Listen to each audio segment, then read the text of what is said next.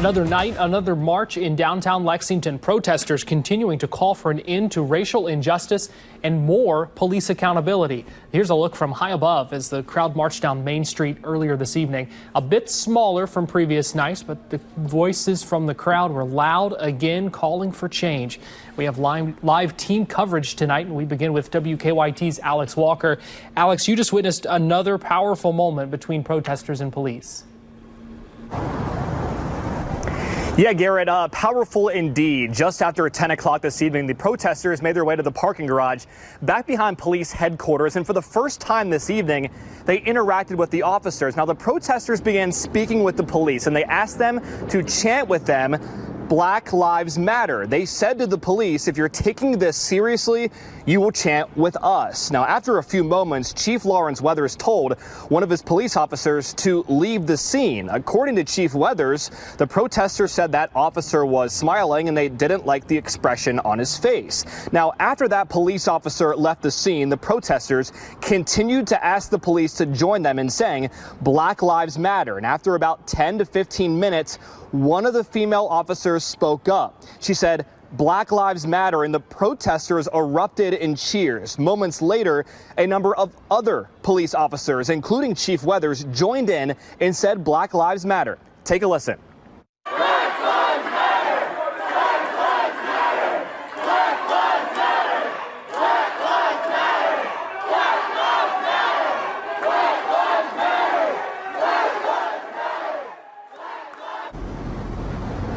Now, I spoke to a number of protesters after that exchange, and they told me how much that moment meant to them to hear police chant with them, "Black Lives Matter," a powerful moment indeed. Live in Lexington, Alex Walker, WKYT. Garrett.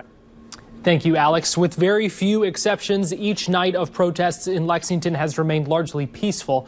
WKYT's Shelby Smithson explains why protesters say that's a big reason people keep coming back, as well as encouraging new people to join in. She continues our live team coverage now. Shelby? Garrett, after several nights of being down here at the protests, we start to recognize a lot of the same faces, but we're also seeing new faces coming down each night. This city has come together. Night 10 of protests and a new routine is setting in. People gather at the courthouse downtown. Organizers lead the crowd in chants and then they march. It's changing, whether, people want to admit it or not. A core group of organizers here every night, but new faces continue the movement. I think people were unsure of it maybe when this first started, so of course not everyone's going to come out. But I think as they see the longer this goes and the more as long as we can keep this peaceful, it's 10 days of it being peaceful. I think that's why people still keep coming out, which is really encouraging. Not allowing school or work to stop them from getting their message across, and using the altercation from Saturday not to discourage their efforts, but to fuel them. It just shows that, we know it happens every day, but a lot of people, out there, especially in Lexington, think that, we're overreacting or we're making stuff up. No, it happens every single day, and we want people to see it just as we see it, because we know it goes on every day. This is what democracy looks like. Now, we asked if protesters felt like their voices have been heard, and they say in some aspects, yes, like the fact that Lexington police have been less visible and also out of their riot gear because of a conversation they had with protesters was a start, but they say they still have work to do. Live in Lexington, Shelby Smithson, WKYT. Shelby, thank you. And we have new information tonight about that fight during last night's protest. Police tell us a detective has now been assigned to the case and is investigating. So far, though, no charges have been filed. That fight happened at the intersection of South Lime and Maxwell when a passenger in an Uber got out of the car and confronted protesters blocking traffic. Witnesses and the Uber driver told our partners at the Herald Leader the man from the car threw the first punch. We talked to that man today. He says he and his wife were being taunted through the car window and he feared for their safety. He says he did get out of the car to confront them, but punched only after he was hit first. Father Jim Sitchko joined protesters tonight. He spoke to the crowd saying he's been hearing about the protests night after night, even witnessing one while out eating downtown. He said they inspired him to come out tonight and said the group is inspiring not just him, but everyone. You are an inspiration. Yes. No, I'm serious. You are an inspiration. And you're not only an inspiration to Lexington, but you're an inspiration to the world. Right. And I'm serious. And you know why? Because you're doing it the right way. You are representing what humanity is about. And that is peace and love and justice. Father Jim told protesters to remain strong and that their voices are making a difference. Tonight, state leaders are condemning protesters' hanging of Governor Andy Beshear in effigy this afternoon. A reporter from the Louisville Courier-Journal tweeted this photo of the effigy hung from a tree along with the words "Sic Semper Tyrannis." That's a Latin phrase meaning "thus always to tyrants." Famously, John Wilkes Booth's reported words after assassinating President Abraham Lincoln in 1865. Now, today, protesters had gathered outside the state capitol for what was organized as a Patriot Day and Second Amendment rally, according to a Facebook event page. Tonight, a spokesperson for Governor Beshear released a statement about the incident saying, quote, "The act that was displayed on the Capitol grounds today near where the governor and his young children live was wrong and offensive. This type of behavior must be condemned. As Kentuckians, we should be able to voice our opinions without turning to hate and threats of violence. Put simply, we are and should be better than this." The governor announced 1,462 new cases today and 3 new deaths. One of those deaths, an 87-year-old woman from Lexington. Kentucky is now approaching 97,000 total cases since the pandemic began, and the death toll now up to 1,407. This is the most cases ever on a Sunday and the 3rd highest day ever. And look at those dates. All of the top 10 are from this month. The week just ending sets a record for most new cases in a single week. And here's why this matters. The number of patients in the hospital is up today, and the number of patients in the ICU is up by nearly 24. The governor plans tomorrow to announce new recommendations for counties that are in the red zone to try to stop this surge. But don't forget, these aren't just numbers, they're people. Among the rising number of cases, 7 veterans have died at Thompson Hood Veterans Center in Wilmore. Tonight, WKYT's Grace Feinerman shares the story of one of those heroes taken too soon. It's our top story at 6. And we're going to take a look here and break down the coronavirus cases we are seeing here in Kentucky. We know the total, 439 cases. The breakdown by gender, 195 males, 243 females. Here's a look, and this is interesting to see. You can see the number of counties with cases have grown. The main counties seeing the most cases, Jefferson County with 116, and then Fayette here in Lexington with 82. But as the governor said during his news conference, the virus doesn't know counties. County lines don't matter to the virus. And he said, really, there are cases of the coronavirus in every county. Also interesting to look at the breakdown by age. You can definitely see that there are more cases in the older population, but the younger population certainly not immune. Thank you for joining us on this election night. I'm Marvin Bartlett along with Kristen Flum. Polls predicted it would be close, and it has been. And just minutes ago, Fox 56 did call this governor's race in favor of Andy Beshear. We're going to hear from him in just a minute. We understand that his lieutenant governor, Jacqueline Coleman, has taken the stage at their election headquarters at the Galt House in Louisville. But right now, Governor Bevin has taken the stage at his headquarters. Let's listen in. Would it be a Bevin race if it wasn't a squeaker? I mean, come on. I mean, really and truly, this is a close race. We are not conceding this race by any stretch. Not a chance. And I will say this, I will be the first one in line wishing well to my opponent if he ends up as our next governor, because guess what? We live here too. All right, you've been listening to Governor Matt Bevin, not surprisingly, not conceding this race yet, saying there is a process and he wants to make sure it's done correctly. Yeah, about 99% of the vote is in, and right now Andy Beshear leads by about 6,000 votes. Bevin may not be conceding, but Andy Beshear is claiming victory. Let's listen in.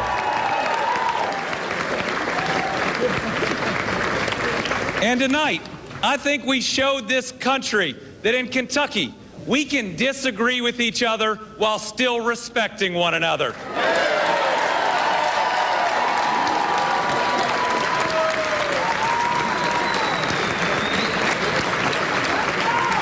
In this Commonwealth, a Commonwealth that I love, we believe in lifting each other up instead of tearing each other down. Well, it appears tonight that Kentucky will have a new governor in an extremely tight race. It looks like Andy Beshear has defeated incumbent Governor Matt Bevin. Here's a look at the numbers. You can see it was close with Beshear and Bevin both with 49% of the vote, but it's 711,955 for Beshear. That's about 6,500 more than Bevin received. Beshear's win makes he and his dad, former Governor Steve Beshear, the first father-son duo to be elected governors in the state. By now, hopefully you know this, and that is Election Day is tomorrow. And more than 1.5 million Kentuckians have already voted, thanks to absentee and early voting. And with big turnout expected, though, a large amount of voters are still expected to show up to the polls tomorrow. WKYT's Garrett Weimer is at the alert desk for us, breaking down the numbers. Garrett? Well, Kentucky's Secretary of State says another 55,000 people voted early in person through noon today. So that number of votes cast continues to approach half of registered voters in Kentucky, and it's already hit 84% of the state's turnout back in 2016. 3 weeks of early voting, and folks were back out today casting their ballots. More than 988,000 Kentuckians had voted in person through noon today. Don't forget, though, 656,000 absentee ballots requested statewide. Close to 90% of those we did it. Have already been returned and processed, and that'll help get results more quickly. That does still leave less than 82,000 still outstanding. Some of those, no doubt, have come in today, either by mail or drop box. The deadline is Friday, but they do have to be postmarked by tomorrow. Statewide, Secretary of State Michael Adams has projected 70% voter turnout. If that's the case, that means close to 2.5 million Kentuckians will cast ballots in this election. So subtract those already cast in person and absentee ballots sent back or still to come. That left about 900,000 people to vote in person today and tomorrow. If you plan on voting tomorrow, just know that polling locations in your county may be different than the early voting locations. Also, most counties allow you to vote at any of your county's polling sites, but 10 of them have assigned precincts to specific locations. GoVoteKY.com has all the details for you. If you're voting tomorrow, you might want to double check. And one last thing, with different people voting differently this year, returns may look a little different coming in as well. So coming up at 6, I'll show you what we can expect on election night once those polls close and the counting begins. Sam, Amber. All right, Garrett, thank you so much. The candidates for the 6th District congressional race were out on the campaign trail on this last day of early voting. Congressman Andy Barr making his first stop at Senator McConnell's for sales event. His opponent, Democrat Josh Hicks, had 2 different Lexington stops today. WKYT's Grayson Passmore has details and a look ahead at more campaign events tonight. Candidates running for the 6th District seat are making their final stops in Lexington before Election Day. U.S. Marine Corps veteran Josh Hicks spent the morning with volunteers in Lexington. Hicks is running against Congressman Andy Barr for the District 6 seat. They handed out literature to people who were undecided or haven't voted yet. Hicks also attended an event at Windy Corner Market in the 4000 block of Bryan Station Road with Amy McGrath at 4 this afternoon. Hicks speaking at this morning's event, saying people all over the state are concerned about similar issues, no matter their backgrounds and where they come from. So many people's problems, from rural to urban, no matter what the color of your skin is, no matter what your political affiliation is, so many people's problems are exactly the same. They want a good job. They want health care. They want a government that's compassionate and understands where they are and what's happening to them.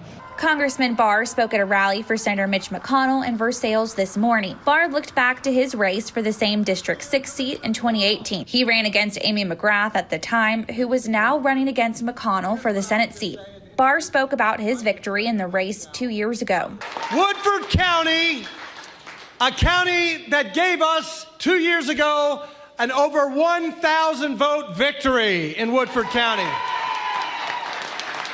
You know, put another way, a county that rejected liberal Amy McGrath by over 1,000 votes.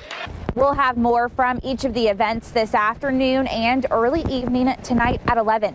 In Lexington, Grayson Passmore, WKYT. And with that clock ticking, Kentucky's candidates for U.S. Senate want voters to get to the polls. Senate Majority Leader Mitch McConnell is hoping for a 7th term. He held his rally campaign there in Woodford County today. Meanwhile, Democratic challenger retired Lieutenant Colonel Amy McGrath spent her election eve here in Lexington. Tomorrow, you can watch full campaign 2020 coverage with us. It begins at 7 tomorrow night on the CW Lexington and continues throughout the night on WKYT, and will also be streaming on WKYT.com and on our WKYT Facebook page. I feel like we have talked a lot about Election Day finally getting here, and it's finally upon us. Well, today's been a bit chilly, but we're expecting some beautiful weather for folks heading out to the polls tomorrow. Yeah, WKYT Chief Meteorologist Chris Bailey joining us now with your Election Day forecast. And Chris, there may be some long lines at places, so that's important to have good weather if people are going to be out in it. Police are looking for a person who drove into a home on Highland Avenue in Lexington. The SUV that crashed into the house has since been removed, but it left behind a lot of damage. We know one person was inside the house at the time of the crash. WKYT's Shelby Lofton talked to the man who lives there. She has our top story at 6. What a Lexington man thought would be a quiet and slow Sunday ended with a crash and a bang into his house. Austin Sparks says he was at work when he got the call about a car hitting the front of his house. He says security tapes show around noon a blue Ford Explorer collided into one of the bedrooms. Take a look at this video. The SUV looks to be speeding down Highland Avenue when it swerves left, missing the alley and barreling into the house. You then see 3 men exit the car, running in different directions. Sparks says his fiancée is now at the hospital being assessed for a concussion. What if that was your wife or kids or something in the house and you don't know if they're dead? You just plowed through their house. That's upsetting. And we don't know the identities of the driver or the passengers in that blue Ford Explorer. In Lexington, Shelby Lofton, WKYT. Sparks says he was about to close on this house. Now he thinks he and his fiancée will have to move out and find a home somewhere else. We now know the man who drowned at Cave Run Lake yesterday was from Lexington. The Bath County coroner has identified him as 22-year-old Chubaka Mutuyangwa. Crews recovered his body after his kayak flipped. A family nearby tried unsuccessfully to save him. Today, WKYT's Chelsea Jones talked to the victim's friends and family. They say he made a major impact on his community. Troy is that one person that loved the community. It's still a big shock. Pacific and Alicia are still processing that their younger brother is no longer with us. So Troy is always, we have a smile on his face. If he got in a room, he's going to light the whole room. His first name was Chewbacca, but most people called him Chewy. In 2012, he moved with his family from Congo to the U.S. It was hard. We didn't know that much English by then. But it didn't take long for Chewy to make friends, leaving a big impression on the people he met. He had a big mind. He was intelligent. He was bright. Just 22 years old, Chewy loved helping others. He taught Swahili to kids in Lexington, participated in the Black Lives Matter movement. He met politicians, even former President Barack Obama. He wanted to create more jobs back in Congo. That's Mary, Chewy's girlfriend, the person he was on a kayak with the day he died. They were at Cave Run Lake. Is that a place where y'all used to go often? No, we've only been there once. It was Chewy's idea to go back and celebrate the day with family and friends. Mary says some water got into the kayak. It then flipped. We were trying to flip it back over. And I think he panicked a little bit. 2 people rescued Mary, but Chewy didn't make it. His family says he loved nature, a passion that was contagious. Hiking or biking or doing stuff on the outside. This is what they want us to remember. Not what happened to Chewy, but who he was, what he stood for, and the things he did. He was smart, charming, funny, and had a big smile. In Lexington, Chelsea Jones, WKYT. So sad. Mutuyangwa also had connections to several protest leaders in Lexington, and they are now rescheduling a People's Assembly event due to his death, according to Cooperation Lexington. That was originally set for today, ahead of the first meeting of Lexington's new Commission for Racial Justice and Equality. Mayor Linda Gordon had developed that commission in response to the protests. She says it'll discuss ways to end systemic racism in Fayette County. Members include business leaders, health professionals, community advocates, faith-based leaders, and criminal justice officials. Mayor Gordon says the commission has 60 days to make recommendations on how city leaders can promote diversity, equity, and unity in Lexington. The commission meeting tomorrow will be streamed live on YouTube.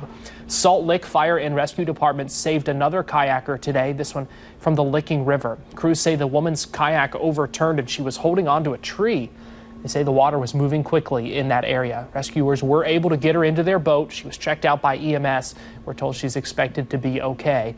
That's the department's second rescue on the river this weekend. We are tracking breaking news tonight out of Magoffin County. Evacuations are underway at a long-term care facility in Salyersville, and the city is shut down because of flooding. The administrator of Salyersville Nursing and Rehabilitation says EMS and county officials are working to get all the residents out of the building, planning to move them to either Salyersville Middle School or a hospital, depending on their condition. And we are told all of them are doing okay right now. Now take a look here. This is a photo from downtown Salyersville tonight. You can see the water just completely covering the road there, and similar situations playing out all across our region tonight as the rain continues to fall and the water keeps rising. So we have full team coverage tonight on this First Alert Weather Day. WKYT Chief Meteorologist Chris Bailey, meteorologist Adam Burniston are here tracking the flooding around our area. And guys, a lot of troubling reports out of this. Yeah, we're going to continue to see those reports that are going to be coming in through tonight and really, Adam, for the next couple of days, because right now the reports we're getting are from the creeks and the streams. All that water goes into the rivers, and we've got a lot of river flooding that is on the way for the next several days from the high water issues. You've been watching and dealing with the high water potential earlier in the day, then all of a sudden seeing that realize into the afternoon, and then tonight things kind of really exploding in terms of the reports you're getting. Yeah, it's really, as you mentioned, started out kind of as a slow trickle, and then the floodgates just opened here through the afternoon and this evening with this heavy rain that was, how we explain it, training over the same areas. I mean, you would see the radar loop over the past 3 hours, and it was just storms, showers going over the same areas. And what you're doing when you talk about training, that's it. It's like the train tracks are laid down, and here come the individual train cars down the same tracks, one right after another, and that's why we're seeing some areas that are picking up better than a half foot of rain since yesterday morning. Let's get into it and show you what we're talking about as of right now. We've got a lot of real estate that is under a flood warning or a flash flood warning. That is everything that you're seeing on this map that is in green. All right, thanks, guys, and we will check back in with them in just a few moments. But photos and video of flooding and damage are coming into the WKYT newsroom from all over central, southern, and eastern Kentucky. Water is up in several places around London. The city of London posted these videos to Facebook. That's South Main Street right there. You can see just the water completely over the roads. The next video, let's see, this is Broadhead, pictures from an evacuation there. Going back to this video in London then, Main Street completely covered. You can see that semi just driving through right there. Not everyone could be able to go through that. This is Hampton Road around 9 o'clock this evening. You can see, you can even hear the water rushing there. Look how fast that moves. This is Armory Street in London. Doesn't even look like a street's down there. Impassable completely. And then this, just in the last little bit, London firefighters were at Finley's Fun Center. The city says customers there were trapped on one side because of the flooding, and thankfully no one was hurt. This is in Rockcastle County. Cars stuck in flood waters. This is a photo from one of our WKYT weather watchers, Jordan Smith. He said the driver didn't think the water was too high, tried to drive through that and get to her home. It was just 300 feet away. Obviously got stuck there. You can see it's a very scary situation, but thankfully she is okay. Just like Adam and Chris were talking about, here is proof of turn around, don't drown. It doesn't take much water to get you stuck there. And a number of roads are closed across our areas. That high water is just overwhelming roadways. In Madison County, the Kentucky Transportation Cabinet says Red House Road, or Kentucky 388, is closed right now because of flooding. And WKYT's Shelby Smithson is live in Richmond, where she continues our First Alert Weather team coverage. And Shelby, how are things looking there right now? Well, like you mentioned, throughout Madison County, we've got several reports of different roads that are partially underwater. And then you mentioned that area of Red House Road fully flooded and closed down at this point. Now, Richmond police are monitoring roads here within the city, and there are 2 areas that had to be blocked off up to this point. Take a look at this video of one of those areas. Now, water is across the road here at East Main and Irvine Streets. The police department has barricades and a road closed sign to keep drivers from trying to drive around. Now, it looks about the same less than a mile down the road near Catalpa Loop. They are areas that officials tell me they have to keep an eye on when they've seen this much rain. Fortunately, Assistant Police Chief Rodney Richardson says they haven't had any calls so far for any water rescues or cars getting stuck in high water or anything like that. And they're asking the public to help them in ensuring that continues overnight. We're asking all drivers right now, especially at night, to be real careful if they're traveling any roadways near creeks or low-lying areas. Just reduce your speed and drive with extreme caution, because if the road's flooded and you're traveling fast, you may be in the water before you know it. Now, officers will continue monitoring roads throughout the night, especially keeping an eye on those low-lying areas and areas near creeks, and they'll set up additional barricades if needed. Live in Richmond, Shelby Sisson, WKYT. All right, Shelby, thank you. And another area dealing with flooded roadways and even sinkholes is Pulaski County. WKYT's Grayson Passmore caught up with road crews there working to repair a washed out road tonight. Always a threat in weather like this. And Grayson joins us live from Somerset now. Grayson, what's it like where you are?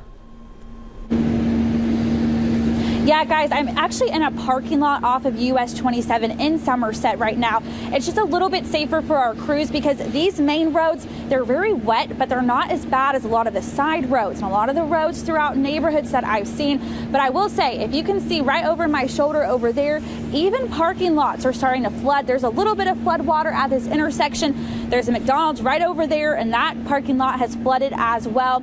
I was just on Acorn Anno Road a few hours ago where there was a massive sinkhole.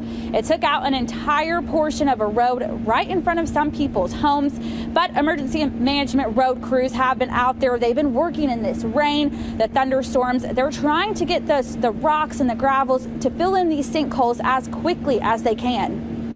With the soft ground conditions currently, I'm worried that the heavy rains coming down is going to cause more slides and also more sinkholes opening up and roadways washing out. A valid worry after witnessing part of Acorn Anno Road in Pulaski County completely wash away. With the winter storm, with the freeze and thaw of the ground, it's made the ground quite soft. What's got me nervous on it is later on tonight we're expecting more rain. Emergency management road crews have been working through the rain to try and repair washed out roads or roads with water on them. Director Aaron Ross says they have some roads they're used to flooding during heavy rains, and those are shut down already for safety. But Mother Nature has been relentless the past few weeks, creating even more problems in the county. We've also experienced a few sinkholes in the area that's opened up in the roadway, unfortunately, so it's causing all of our road crews some overtime right now to get those roadways repaired. And also some slides, some mud slides right now. And if you do see water on the road. If you see water in the roadway, make sure you don't try to travel through that water, of course. Even though it may only look a few inches deep, there is a possibility the roadway has washed out. And with a washed out roadway, it could be 4 to 5, 6 feet deep. Here are some of the roads that Ross told me were already covered in water just early this evening. They're Blaze Valley Road, parts of Slate Branch Road, Clay Hill and Strawberry Roads off 92. Someone also told us that Winter's Circle Road now has water over it as well. But Ross does say they hope to have those sinkholes filled and most of the roads cleared within a day and a half since crews are working through this storm. Live in Somerset, Grayson Passmore, WKYT. Grayson, thank you. And you can stay up to date, up to the minute on the rain and flooding anywhere you go. Just download the WKYT First Alert Weather app. It's available for free in the Google Play Store and in the Apple App Store.